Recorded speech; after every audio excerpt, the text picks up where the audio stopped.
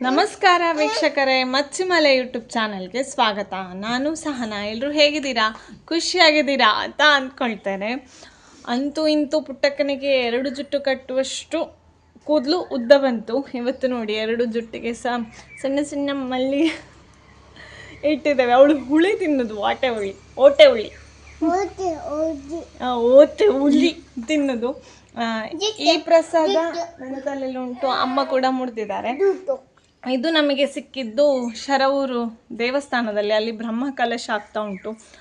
Unexpected ಆಗಿ ನಮಗೆ ದೇವರ ಪ್ರಸಾದ ಸಿಕ್ಕಿದ್ದು. ಒರಿಜಿನಲ್ ಗಂಧ ಮತ್ತು ಇದು ಮಂಗಳೂರು ಮಲ್ಲಿಗೆ ಉಂಟಲ್ಲ, ಅದು ಸಿಕ್ಕಿದ್ದು. ದೇವಸ್ಥಾನದಲ್ಲಿ ಏನೆಲ್ಲ ವಿಶೇಷ ಉಂಟು ತೋರಿಸ್ತೇನೆ, ಬನ್ನಿ.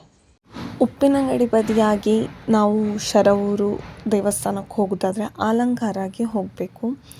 ಆಲಂಗಾರು ಪೇಟೆಯಿಂದಲೇ ನೋಡಿ ಈ ಥರ ದೀಪದ ಅಲಂಕಾರ ಮಾಡಿದರು.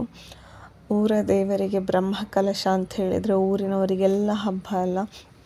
ಹಾಗೆ ಬ್ರಹ್ಮ ಕಲಶ ಒಂದು ಊರಲ್ಲಿ ಒಂದು ದೇವಸ್ಥಾನದಲ್ಲಿ ಆಗ್ತಾ ಉಂಟು ಅಂತ ಹೇಳಿದರೆ ಅದರ ಸುತ್ತಮುತ್ತಲಿನ ಊರಿನವರು ಕೂಡ ಬಂದೇ ಬರ್ತಾರೆ. ಅವರು ಒಂಥರ ಖುಷಿಯನ್ನು ಅನುಭವಿಸ್ತಾರೆ ಅದರಲ್ಲಿ. ಸೊ ನಾವು ಶರವೂರಿಗೆ ಎತ್ತುವಲ್ಲಿವರೆಗೆ ಈ ಥರ ಅಲ್ಲಲ್ಲಿ ದ್ವಾರ, ಆಮೇಲೆ ಲೈಟಿಂಗ್ಸ್ ಎಲ್ಲ ಚಂದ ಮಾಡಿ ಹಾಕಿದ್ರು. ಮಕ್ಕಳಿಗಂತೂ ಖುಷಿಯೋ ಖುಷಿ. ಭಾರ್ಗವ ಮತ್ತು ಭುವನ ಅಂತೂ ವಾವ್ ಅಂತ ಹೇಳ್ತಾನೆ ಇದ್ದರು. ಬೇರೆ ಬೇರೆ ರೀತಿಯ ದೀಪದ ಅಲಂಕಾರವನ್ನೆಲ್ಲ ಮಾಡಿದರು. ಶುಕ್ರವಾರ ಮಧ್ಯಾಹ್ನ ದೇವಸ್ಥಾನದಲ್ಲಿ ಸುಮಾರು 12,000ದಷ್ಟು ಜನ ಭೋಜನವನ್ನು ಸ್ವೀಕರಿಸಿದಾರಂತೆ. ಇನ್ನು ಶನಿವಾರ ಆದಿತ್ಯವಾರ ತುಂಬ ರಶ್ ಇರ್ಬೋದು ಅಂತ ನನಗೂ ಕೂಡ ಅನ್ನಿಸಿದಾಗ ಇಲ್ಲಿ ನೋಡಿ ಹತ್ತಿರ ಎತ್ತುವಾಗ ಮತ್ತು ದೀಪಾಲಂಕಾರ ಭಾರಿ ಚಂದ ಕಾಣ್ತಾ ಉಂಟು. ಆಮೇಲೆ ಇಲ್ಲಿ ಬಲಬದಿಯಲ್ಲಿ ಕಾಣ್ತಾ ಉಂಟಲ್ಲ, ಇದು ಗೋಪುರ ದ್ವಾರ. ಇದು 55 ಅಡಿ ಎತ್ತರ ಉಂಟು. ಇದು ಭಾರಿ ವಿಶೇಷ ಈಗ ಶರವೂರು ದುರ್ಗಾಪರಮೇಶ್ವರಿ ದೇವಸ್ಥಾನದಲ್ಲಿ.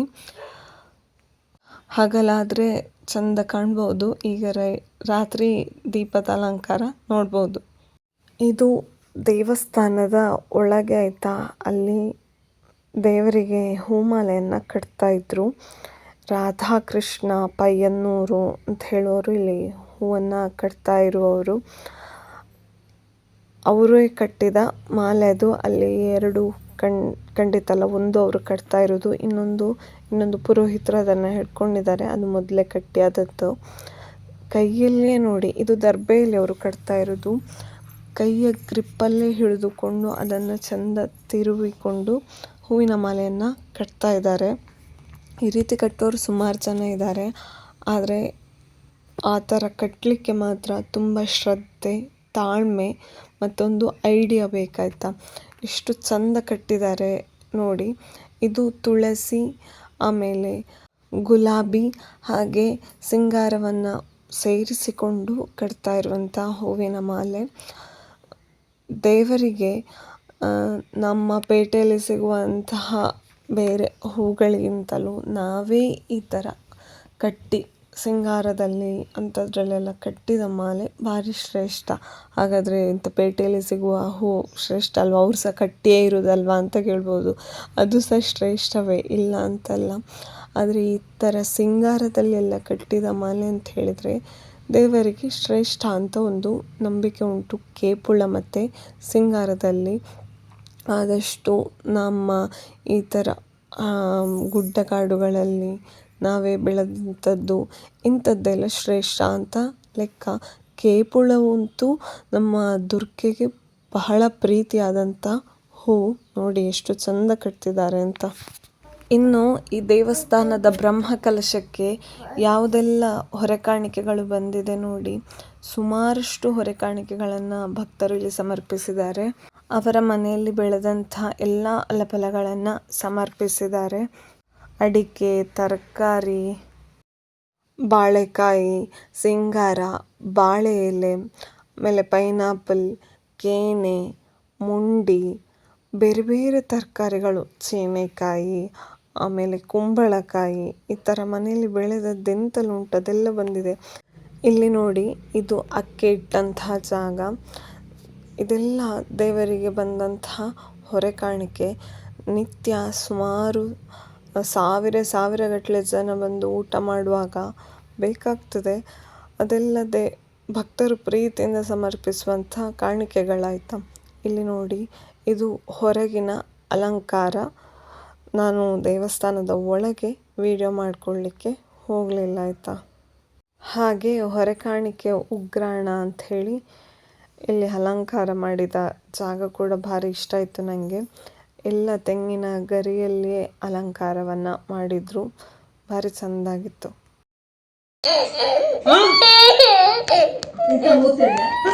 ಮಾವ ನಿನ್ನೊಟ್ಟಿಗೆ ನಿನ್ನ ಸೊಸೆ ಪೇಟೆಗೆ ಒತ್ತಡ.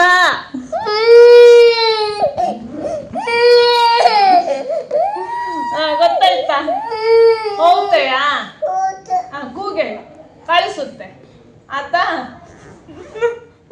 ನನಗೆ ಯಾರು ವಿಚಾರ ಮಾಡಬೇಡಿ, ಯಾಕಂತ ಹೇಳಿದ್ರೆ ಅದು ಅವರವರ ಸಮಸ್ಯೆ. ಮಾವ ಪೇಟೆಗೆ ಹೊರಟಿದ್ದಾನೆ, ಏನೋ ಸಾಮಾನು ತರ್ತೇನೆ ಅಂತ. ಹಾಗಾಗಿ ಮಾವನ ಅಳಿಯ ನನ್ನ ಮಗ ಕೂಡ ಹೊರಟ. ಇವಳು ನಾನು ಸಹ ಹೋಗ್ತೇನೆ ಕಳಿಸು ಅಂತ. ಅಂಗಿ ಈಗ ಎಷ್ಟು ಸಮಾಧಾನ ನೋಡಿ, ಒಂದು ಅಂಗಿ ತೆಗ್ದಲ್ಲ ಕಳಿಸ್ತಾರೆ ಅಂತ ಕನ್ಫರ್ಮ್ ಆಯ್ತು. ಇಷ್ಟು ಚಂದ ಜುಟ್ಟೆಲ್ಲ ಕಟ್ಟಿ ಪೇಟೆಗೆ ಕಳಿಸದಿದ್ರೆ ಹೇಗೆ ಅವಳನ್ನು? ಬೇನೆ ಅಂಬಾಗ ಹೋಗೋದು ಬೇಡ, ಬೇನೆ ಇದ್ದಲ್ಲ ಆಗದಾ? ನೀ ಮನೇಲಿ ಕೂಚಿ, ಬೇನೆ ಇದ್ದಲ್ಲ. ಅಣ್ಣಂದೆ ಮಾವಂದೆ ಹೋಗಿ ಬರಲಿ. ನಿಂದೆ ಹೋಗ್ತೆಯಾ? ಸರಿ, ಹತ್ತಿಕೊಂಡು ರೆಡಿ ಹೊರಟಿದ್ದಾರೆ ನೋಡಿ 3 ಜನ ಸಹ ಪೇಟೆಗೆ. ಇಳಿಸಿ ಬಾಯ್ ಬಾಯ್ ಟಾಟಾ. ಏನು ಗೌಜಿ, ಯಾವತ್ತು ನನ್ನನ್ನು ಬಿಟ್ಟು ಹೋದರೆ ನಡಿಬೋದಾ? ಇವತ್ತು ಕೇಳಲೇ ಇಲ್ಲ ಅವಳು. ಇವತ್ತು ಚೂರು ಸಹ ಕೇಳಲಿಲ್ಲ. ಯಾವತ್ತು ಮದ್ದಿಗೆ ಹೋಗುದು, ಇವತ್ತು ಆ ಕೆಲಸ ಉಂಟು ಹಾಗೆ ಹೋಗುದು, ಬೇಡ ನೀನು ಅಂತ ಹೇಳಿದ್ರೆ ಚೆಂದ ಮಾಡಿ ಒಪ್ಪಿಕೊಳ್ತಿದ್ಲು. ಇವತ್ತು ಬಿಲ್ಕುಲ್ ಒಪ್ಕೊಳ್ಳಿಲ್ಲ. ಮದ್ದಿಗೆ ನಾನು ಸಹ ಬರ್ತೇನೆ, ಮದ್ದಿಗೆ ನನಗೆ ಕಾಲಲ್ಲೇ ಉಂಟು, ಇಲ್ಲಿನೂ ಉಂಟು, ನನಗೂ ಮದ್ದಾಗಬೇಕು ಅಂತ ಶುರು ಮಾಡಿದ್ದಾಳೆ. ಯಾವತ್ತು ಎಂತ ಏಪಲ್ಲ ನಾನು ಬಿಡ್ದು ಒಪ್ಪನ, ಇನ್ನು ಏನು ಬರ್ಬೇಕಂತ ಅವಳು ಸಹ ಹೊರಟಿದ್ದಾಳೆ ನೋಡಿ. ನನ್ನಮ್ಮ ಇಲ್ಲಿ ಬೀಟ್ರೂಟ್ ಕೊರಿತಾ ಇದ್ದಾರೆ ಇವತ್ತಿನ ಸಾಂಬಾರಿಗೆ. ಮಾವನ ಜೊತೆ ಪೇಟೆಗೆ ಹೋಗಿ ಬಂದಿದ್ದಾರೆ. ಟ್ಯಾಕ್ಸ್ ಎಂತ ಹಾಕಿದ್ದಾರೆ ಕೇಳಿ. ಇದನ್ನ ತಂದಿದ್ದೇನೆ ಕುಳ್ಳಿ ಕೇಳಿ ಗೊತ್ತಾಯ್ತಾ? ಕುಡ್ಲಿಕ್ಕೆ ಕೇಳಿ ಇದನ್ನು ತಂದಿದ್ದೇನೆ. ಕುಡ್ಲಿಕ್ಕೆ ನಮ್ಮ ಹವ್ಯಕ ಮತ್ತೆ ಕನ್ನಡ, ಕೆಲವೊಮ್ಮೆ ಇಂಗ್ಲಿಷ್ ಎಲ್ಲ 3 ಭಾಷೆಗಳು ಮಿಕ್ಸ್ ಆಗಿ ಅದೊಂದು ಚಂದದ ಭಾಷೆ ಆಗ್ತದೆ ಕೇಳಲಿಕ್ಕೆ.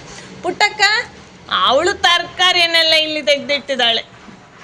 ದೂರ ಈಗ ಟಾಟೋದ್ದ ಆರೊಟ್ಟಿಂಗೆ ಮಾವನೊಟ್ಟಿಂಗ ಎಂತ ಕೊಡಿಸಿದ ಮಾವ? ಕೊಡಿಸಿದ್ದು ಬೊಂಡ. ಈಗೊಂದು ನಗು ನಗು ಅಮ್ಮ ಹೊಟ್ಟೆ ಮಾಡಿಕೊಡು ಮಾಡುವ ಹೋಗ. ಇದನ್ನು ನಾವು ಚಕ್ಕರ್ಪೆ ಅಂತ ಕರೆಯೋದು, ಮುಳ್ಸೌತೆ ಅಂತ ಕೂಡ ಹೇಳ್ತಾರೆ. ನಮ್ಮ ಪ್ರಾಂತ್ಯ ಭಾಷೆಯಲ್ಲಿ ನಾವು ಇದನ್ನು ಚಕ್ಕರ್ಪೆ ಅಂತ ಕರೆಯೋದು. ಇದರಿಂದ ಒಂದು ಸೂಪರ್ ಆಗಿರುವ ಹೊಸ ರೀತಿಯ ಒಂದು ಸಲಾಡ್ ಮಾಡುವ ಅಂತ ಹೊರಟಿದ್ದೇನೆ, ನಿಮ್ಮ ಜೊತೆ ಕೂಡ ಶೇರ್ ಮಾಡ್ತೇನೆ. ಫಸ್ಟಿಗೆ ಈ ನಾವು ಚಕ್ಕರ್ಪೆ ಅಂತ ಹೇಳೋದು, ಈ ಮುಳ್ಸೌತೆದು ಸಿಪ್ಪೆಯನ್ನು ತೆಗೆದುಕೊಳ್ಳುವ. ಈಗ ಮುಳ್ಸೌತೆದು ಸಿಪ್ಪೆ ಎಲ್ಲ ತೆಗೆದಾಯ್ತಲ್ಲ, ನೆಕ್ಸ್ಟ್ ಇದನ್ನು ಈ ಥರ ಕಟ್ ಮಾಡ್ಕೊಳ್ಳೋದು. ಕಟ್ ಮಾಡಿ ಆದ ನಂತರ ಇದರ ಒಳಗಿನ ತಿರುಳನ್ನು ತೆಗೆದುಕೊಳ್ಳೋದು ಕಂಪ್ಲೀಟಾಗಿ. ತಿರುಳನ್ನೆಲ್ಲ ಮಿಕ್ಸಿ ಜಾರಿಗೆ ಹಾಕ್ಕೊಂಡು ಅದಕ್ಕೆ ಸ್ವಲ್ಪ ಪುದೀನ ಕೂಡ ಹಾಕ್ಕೊಳ್ಳೋದು. ನಂತರ ಇದನ್ನು ಚಂದ ನುಣ್ಣಗೆ ಕಡಿದುಕೊಳ್ಳೋದು. ಇನ್ನು ಈ ಮುಳ್ಸೌತೆಯನ್ನು ಸಣ್ಣಗೆ ಹೆಚ್ಚಿಕೊಳ್ಳೋದು. ಇನ್ನು ಟೊಮೆಟೊವನ್ನು ಕೂಡ ಸಣ್ಣದಾಗಿ ಹೆಚ್ಚಿಕೊಳ್ಳೋದು. ನಂತರ ಕೊಚ್ಚಿಟ್ಟ ತರಕಾರಿಯನ್ನೆಲ್ಲ ಒಂದು ಪಾತ್ರಕ್ಕೆ ಹಾಕ್ಕೊಳ್ಳೋದು. ಮುಳ್ಸೌತೆಯನ್ನು ನಾನಿಲ್ಲಿ ಹಾಕ್ಕೊಂಡಿದ್ದೇನೆ. ಹಾಗೆ ಟೊಮೆಟೊವನ್ನು ಕೂಡ ಹಾಕ್ಕೊಳ್ಳೋದು. ನೆಕ್ಸ್ಟ್ ಇದಕ್ಕೆ ಒಂದು ಕ್ಯಾರೆಟನ್ನು ಕೂಡ ತುರಿದು ಹಾಕ್ಕೊಳ್ಳೋದು. ನಂತರ ಇದಕ್ಕೆ ಕಡಿದಿಟ್ಟುಕೊಂಡಂತಹ ಮುಳ್ಸೌತೆ, ಈರುಳ್ಳು ಮತ್ತು ಪುದೀನ ಹಾಕಿ ಕಡಿದಿಟ್ಕೊಂಡಿದ್ದಾವಲ್ಲ ಅದನ್ನು ಇದಕ್ಕೆ ಹಾಕ್ಕೊಳ್ಳೋದು. ನೆಕ್ಸ್ಟ್ ಇದಕ್ಕೆ ಮೊಸರು ಹಾಕ್ಕೊಳ್ಳೋದು.